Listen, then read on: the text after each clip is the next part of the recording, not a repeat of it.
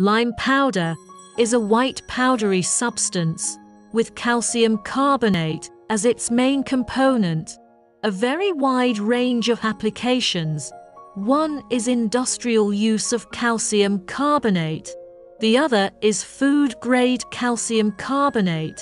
The working principle of lime powder ball pressing machine is that the main motor of lime powder ball pressing machine passes through the belt to the reducer. The reducer passes through the coupling to the drive shaft, and then by a pair of open gears to ensure the synchronization of the two roller shafts.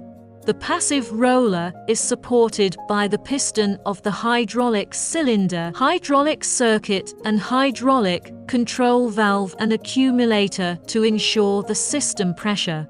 The material enters the hopper of the molding machine evenly from the storage bin through the quantitative equipment, which is adjusted by the regulating ram on the hopper, so that the material enters the middle of the counterroll evenly, and the roller is compressed by the reverse running at the same speed.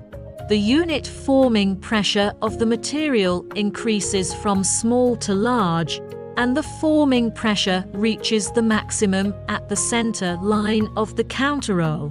After the material passes the line,